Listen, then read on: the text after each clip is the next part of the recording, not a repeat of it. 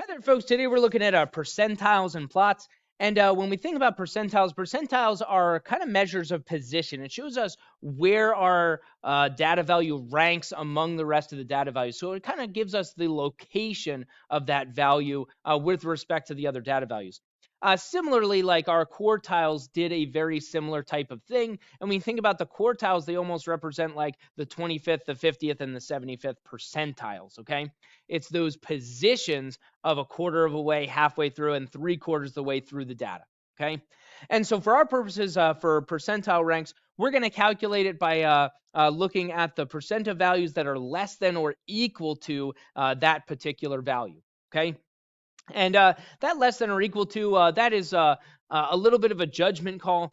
Some books will define it as just less than the value and not including the value.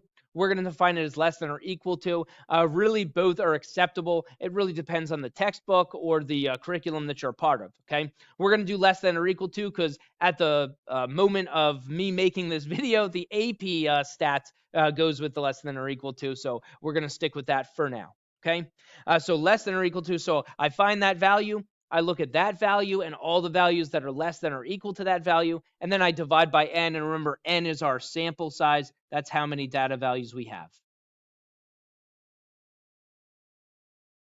Okay, so our score, we count how many scores are equal to or less than the score we're talking about. We divide by the sample size. That'll kind of spit this thing out as a decimal. But remember, decimals can be written in a lot of different ways, okay? Decimals can be written as a fraction, which we're not going to worry about that here. We'll start with a fraction, move to a decimal, and then we're going to write that decimal essentially as a percent to represent the percentile rank, okay? And so remember, to write a decimal as a percent, you multiply by 100. Or the shortcut is you just move the decimal 2 places. So, for example, if I look at something like this guy,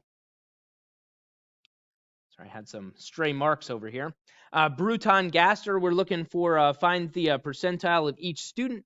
And we want to look for the percentile rank of Bruton Gaster. We can see in this data set that everything is listed from least to greatest. So this is in order already for us. And it might be written out a little small. You might have to squint a little bit. But what I'm going to do is I'm going to find Bruton Gaster on this list. And when I do, I see Bruton Gaster is right here. And it doesn't go by his exact position in terms of the names. It goes by the value of his score. And so the value of the score is 82, which means I want to count all the scores that are 82 or less. And so if I kind of count these up, it would be this one and all the values that are underneath that one, okay? And so if I count all those up, it looks like there are 1, 2, 3, 4, 5, 6, 7, 8, 9, 10, 11 data values that are less than or equal to that value of 82 that represents Bruton Gaster, okay? So that's 11 data values out of, if I count them all up, it looks like there are 22 data values. And so when I do this division, that's a 0.5. And again, I want to write that not as a decimal, but as a percent. So I have to multiply that by 100, or you just remember, move the decimal 2 spots this way, making it a 50%. So I would say this is the 50th percentile. Okay. And that's it. It kind of gives us an idea of how far into the data Bruton Gaster's score is. Bruton Gaster's score is about 50% of the way through the data. In other words, about half the students scored below him and half the students scored above him. Okay. If I look at the next one, it says SLICs here. So again, SLICs, I can find them in the data. They are located right here. And again, it goes by their score. When I look at the score of SLICs, it's 72. So what I want to do is I want to count all the scores of 72 or less, which also includes Peter Panic, who also has a score of 72, okay? So it doesn't just go by where they are located, because again, when two things are tied, I could have written these in any order. It just so happens that I wrote SLICs before Peter Panic, okay? So again, it goes by the score, so I want to count the 72s and less. So that's 1, 2, 3, 4, 5 data values out of the 22. So 5 out of 22, which again, if I plug that into the calculator, it gives me about a 0.23. And now I'm going to write that as a percent, move the decimal 2 places, 1, 2. So that's going to be the 23rd percentile.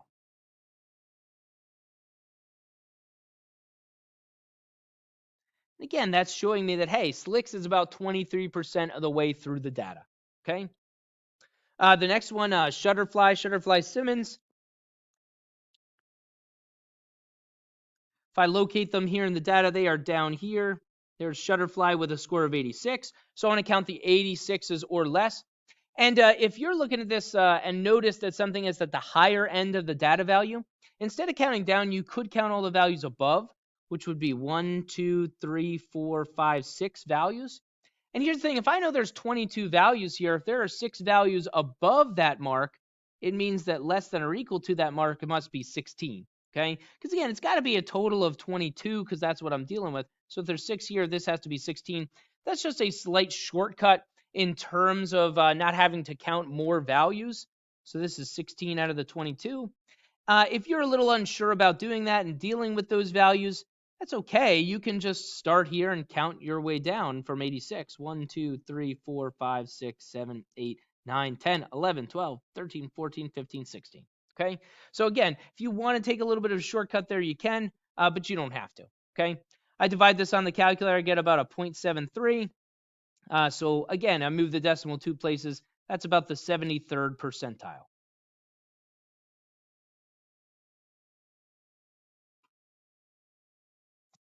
The next one, lemongrass, our good buddy lemongrass Gogolop. Lemongrass, where are you? There she is. So lemongrass Gogolop is right here. And that is a score of 84. So I count all the 84s or less.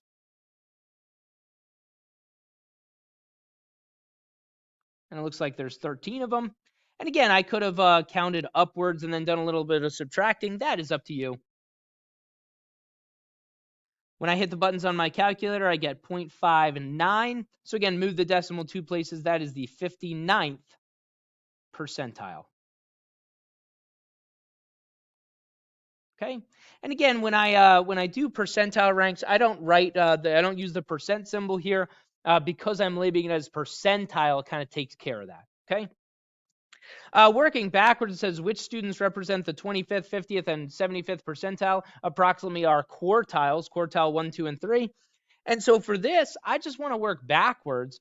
So what I'm going to do is I'm going to convert each of those percentiles to a decimal and then multiply it by the number of data values I have, and that'll tell me the position that I need to count to. For example, if I do this, the 25th percentile as a decimal would be 0.25. I'm going to multiply that by n, which is the number of data values I have, 22. And again, that's a job for my calculator. When I plug that into the calculator, it gives me a 5.5. And so it just means that my if I go to like the 5.5 or approximately 5.5 data values into this thing, that should be around where my 25th percentile is. Because of the less than or equal to condition, we're probably better off rounding up on this one. So I'm going to count to the 6th data value this time. And the 6th value in my data set, let's see, 1, 2, 3, 4, 5, 6. Looks like our good buddy Gus TT Showbiz. Okay, so I would say Gus TT Showbiz represents the 25th percentile.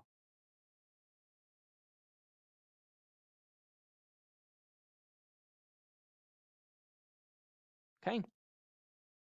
And so the 50th percentile next, we already calculated the 50th percentile, or we stumbled across the 50th percentile just a little while ago when we found Bruton Gaster up here.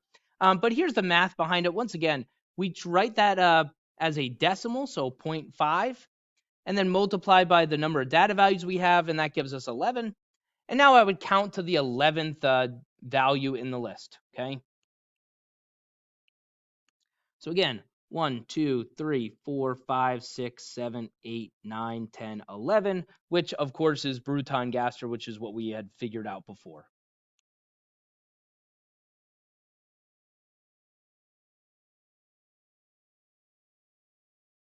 Okay. And now go into the next one, the 70th percentile. Again, I'm going to write that as a decimal. That's 0.75. And I'm going to multiply that by the number of data values, which is 22. And again, when I do that on my calculator, it gives me a 16.5 here. Because of the less than or equal to condition, I'll just round that up to make sure we include that value. It wouldn't be necessarily wrong to round down. And in fact, if this thing was like a 16.2, I'd probably just round it down to 16, okay? So I'm just going to round appropriately and count it from there. It wouldn't be wrong to go to the 16th value. 16th value is actually very close. It's the 73rd percentile, which we found right here earlier when we did Shutterfly Simmons, okay? So I'm going to count it as the 17th data value this time. I've already counted 11 of these to Bruton-Gaster, so 11, 12, 13, 14, 15, 16, 17. So I'm going to say Patty Simcox. And really, Long Branch Penny Whistle has the same value. So we could even use Long Branch Penny Whistle as well. But either one of those would be fine.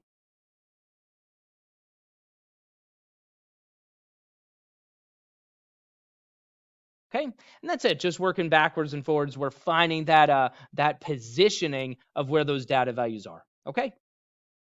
The next thing we're going to look at is a cumulative relative frequency table, okay? And that idea of relative just means we're going to have percents written in there. Anytime we want a relative value, we're talking about a percent value instead of the actual data value itself, okay? We've done frequency tables, but now really we're just going to expand our frequency table with a couple more rows, okay? So expanded frequency table that shows a running total, that's the cumulative frequency. And then it also shows the relative frequency, which is just our frequency written as a percent. And then the cumulative relative frequency. And really, the cumulative relative frequency is the thing we're after in this lesson because it's going to allow us to do graphs that kind of show us percentile rankings, okay?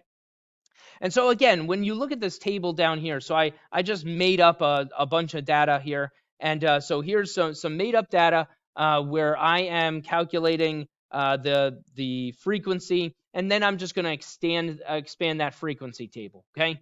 In fact, I think this is actually the data from up here. So this is the data that we had up here. I've already done a frequency table. And again, the frequency table is the thing that we're used to doing. We've done these before. So these first two blocks, those are the frequency tables that we've been doing in order to do like our histograms and stuff like that. And now I've just added some values here. I've added some columns. This column right here, the CF, that stands for the cumulative frequency, which is like a running total of how many data values I have so far. And then the next one is the relative frequency. This relative frequency is where I'm going to basically write all of these as percentages instead of as just frequency values. And then this last column, this guy right here, is going to be the cumulative frequency. It's going to be this column, but written as percentages instead, okay? And so when you talk about these relative columns, it's really just a repeat of the columns we've already done, but written as percentages, okay? And so let's start with the cumulative frequency. That's just a running total. So we're like right here, I've counted one data value so far. So the total number of data values that I've counted is 1. Okay. And so then when we look at the next one, like I counted one data value here and then 4 more data values here. So now I've counted a total of 5 data values. Okay. That's what the cumulative frequency is. It's just how many have I counted so far? So I counted, again, follow me, 1 here, 4 here, and then 4 here. So I've counted now a total of 9 data values, okay? And so it's just keeping a running tally here. If I'm at 9 data values and I count 4 more data values from this spot, now I've counted a total of 13 data values, okay?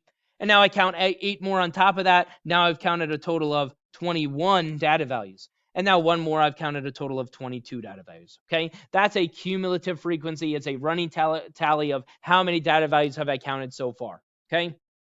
The relative frequency essentially, again, is going to be this column, but converted to a percent. I can see, once again, the total right here is 22. So again, I just take my calculator and say, okay, 1 out of 22, if I'm converting that, gives me a 0.045, which is approximately 5%, okay? So again, I'm just writing that as a percent now. And now I go to the next one. I'm going to take this 4, and I'm going to write it as a percent. So 4 out of 22, so 4 divided by 22, it gives me a 0.18, which is about 18%. If I go to the next one, again, I'm just converting this frequency column to percentages. This one, 4 out of 22, if I calculate it the same way, it's going to be 18% again. The next one, also a 4 out of 22, that's going to be 18%. The next one is going to be 8 out of 22. So on my calculator, I'm going to do 8 divided by 22. That gives me 0.363, which is about 36%. And then the last one, 1 out of 22, I already did that once. It was right here and here. That's another 5%, okay? And so now the cumulative relative frequency is essentially us taking the cumulative column, which is this column right here, and converting all these to percentages, okay? So like this first one, I'm going to convert 1 out of 22 to a percent. So 1 divided by 22 is going to give me 5%, okay? The next one, I'm going to convert this guy 5 out of 22. So on my calculator, I'm going to type in 5 divided by 22, which gives me a 0.237. So that rounds to about 23%. The next one, I'm going to take 9 divided by 22. So again, I'm just converting that column into percentages. That gives me about a 41%. When I do 9 divided by 22, it gives me 0.409, which is about 41%. The next one, 13 divided by 22. And notice I'm getting closer and closer to that 100% mark as I go. That gives me 0.59, which is 59%. The next one, 21 divided by 22. That gives me a 0.95, which is 95%. And then the last one, of course, is going to be 22 divided by 22, which is going to give me 100% of the data values, okay? And so again, we're just expanding this table a little bit. The cumulative frequency is that running tally.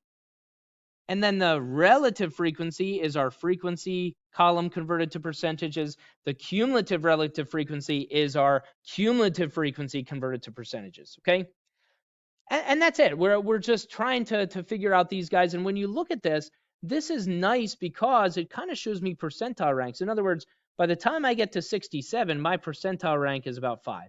By the time I get to 73, my percentile rank is about 23. Okay, and that's kind of what this table shows me. This is why I want those values. Okay.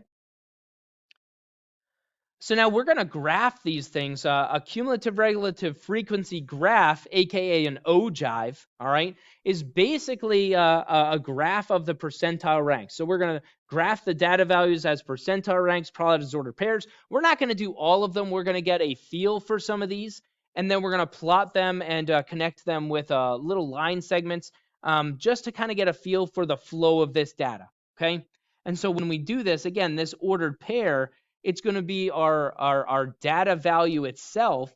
So the data value will be our X value. And then our Y value will be the percentile rank. Okay. And this is kind of show us, I don't know, just a little bit of a flow of the data. Sorry, I don't know why that thing popped up. Let me get rid of that. And it's just going to kind of give us a sense for how this data is trending and allow us to make some very quick predictions about things when it's all said and done, okay? So if I look at something like this guy, the first thing I'm going to do with this data set, again, I know it's small, but I'm going to do a relative cumulative frequency table, okay? And so again, I'm going to do this as I'm going to do the age. I also have to do the frequency in my table. I'm going to have to do the cumulative frequency, but I don't need the relative frequency, okay? So I'm going to cut out that column and go right to the cumulative relative frequency, okay? Again, that's what I'm after. I don't need all of the columns that we had in the previous example. I was just showing you where the progression comes from. So I'm going to set up a frequency table. I'm going to go 40 to 48 here, going by 8s. And then 48 to 56, and then 56 to 64. Again, same deal as I have when I'm doing my histograms. 72 to 80, okay? And now I count them up, and again, when I go 40 to 48, I don't count the 48s in this category. They go in the next one. There's 6 of them. Next one, there's 20 of those, 13 of those, 6 of these, and 1 of these, okay? And so we just count those up, and now I do the cumulative frequency. I've counted 6 so far. If I count 20 more, that's 26. If I count 13 more, that's 39. If I count 6 more, that's 45. And if I count 1 more, that's 46. Okay? And so when I look at these things, and this is just the current presidents to date. All right. So when I look at these things, in a few more years, this thing will be outdated. So we'll cut the data off there. But the cumulative relative frequency, I just have to convert each of these to a percent. Okay. And so I do 6 divided by 46 for that first one, gives me about 13%. Okay, gives me 0.13. I convert it to a percent. All right. The next one, I do 26 divided by 46. It gives me about a 57%. Okay. Again, it gives me 0.565, which rounds to 0.57, which is 57%. The next one, 39 divided by 46. That gives me 0.847. So that's 0.85, which is 85%. The next one, 45 divided by 46, that gives me a 0.978, so 0.98, which is 98%. And then if I do the last one, 46 divided by 46, is going to give me that 100% mark, okay? And so really what this is showing me is it's showing me kind of the percent ranking or the percentile rank of these upper ends of this data. So like 48 is about the 13th percentile. 56 is about the 57th percentile. Okay, and so what we're going to do on an ogive, okay, so let me draw my ogive graph here, is I always want to, on this y-axis, okay, the y-axis will always be my percentile ranks, okay? So I'm always going to put my percentile ranks on the y-axis. And then down here, I'm going to treat this kind of the same way I do my histograms, where I just kind of do this as a number line. I can put a little zigzag here if I want to skip some values and start at like 40. And then again, it's like 45, 50, 55, 60, 65, 70, and then 75, and then 80. I'm going to have to extend this. I forgot how old these guys are. Geez. 80s here. Okay. And then working along this side, I'll say that's 20, 40, 60, 80, and 100. Okay. Oh, I probably could extend that out a little bit more, but we'll cut it off there. Okay. And so when I look at this thing, I'm just going to plot each of these and say, hey, when I saw this guy right here, this 48 was about the 13th percentile. I'm going to plot that as an ordered pair. So I'm going to say, hey, 48 is about right here. 13% is around right here. Okay. And so I plot that as an ordered pair. And then I say, okay, let me look at the next one. The top end of this range is 56, and that should be around the 57th percentile rank. So I go around to where 56 is, and I go up to about the 57th percentile, somewhere around there. Okay. And then I do the next one. 64 is around the 85th percentile. So 64 up to about 85 should be around here. The next one, 72, is around the 98th percentile. So 72 all the way up to 98th percentile. And then, of course, the last one, the 80, is around the 100th percentile. So right here. Okay. And so we kind of get this feel for the data, like, if we were to kind of connect each of these with a line, I can kind of see it almost looks like a curve. And the more values I use, the more curve-like this will look. Okay, but this is an ogive, all right? It kind of shows me the trend in terms of my percentile ranks.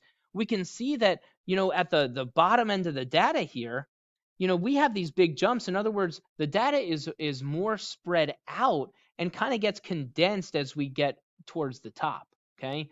It kind of slows down, and so I'm gathering a lot less values. When we go from this percentile to this percentile, that covers a pretty big range of values in terms of the ages here, okay? And so it kind of gives me a feel for this data. What we use ogives for is to make quick assessments of this thing. So like down here, I said, hey, let's find the values from the ogive. Again, we're just estimating from the ogive. So it says Barack Obama. So if I look at the age of Barack Obama, where is he? He's one of the younger fellas here. Oh, there he is.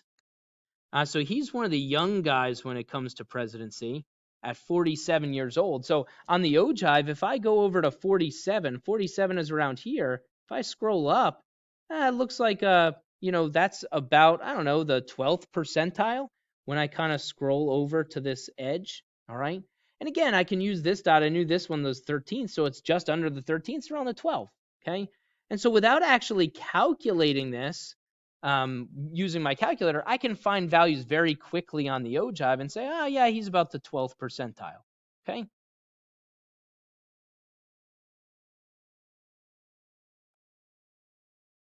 If I look at the next one, George W. Bush. Okay. So George W. Bush, he's right here in my list at 54 years old. So again, on this guy, I come over to 54. 54 is right around here. I scroll up. It hits about here, and I scroll over. He looks about the maybe just under the 50th percentile. So maybe like the 49th percentile or the 48th percentile, somewhere around there. Or you could even estimate it as the 50th percentile. Again, I'm doing quick estimates here. So I'm going to say I think my first instinct was the 49th percentile. Okay. And that might not be exact. It might not be perfectly accurate, but it didn't take me much time to do that using the ogive. Okay. The next one, George Washington. Let's find this other George that we speak of here. George Washington. There he is. Okay, 57 years old. So again, on my ogive here, whoops, I erased a little bit of my ogive. Oh no. So on my ogive, I go over to where 57 is, which is over here now. And I just kind of scroll up. It hits around here, and then I scroll over. Looks like a little over 60, so I'll say 62nd percentile. Does that sound good to everybody? Yeah, sure, why not? Okay.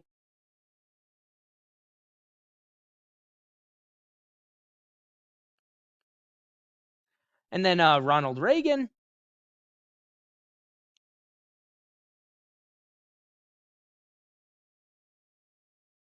Again, I erased a little bit of my ogive. I'm getting a little carried away here. If I find Ronald Reagan on this list, he's way up here as well. So again, I find his age around 69 years old, and I scroll up. That's around here, and I scroll over. And again, I know that dot that I was right near is 98%. So this one I might say, he's around the 95th percentile or maybe the 96th percentile. Okay. Again, just quick estimates of these things.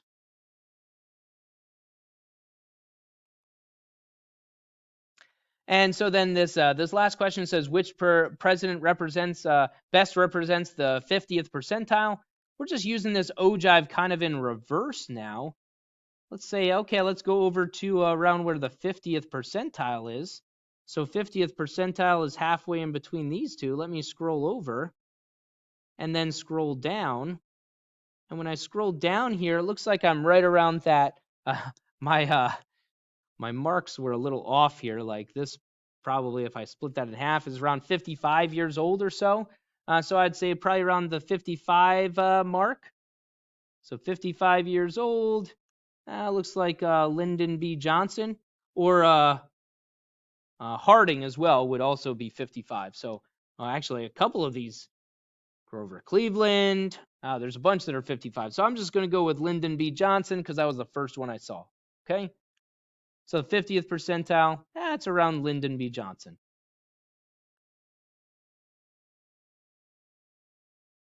That's it. That's what ogives allow us to do. They allow us to make really quick estimates and assessments of this data without doing a whole lot of calculations and a whole lot of work. Okay.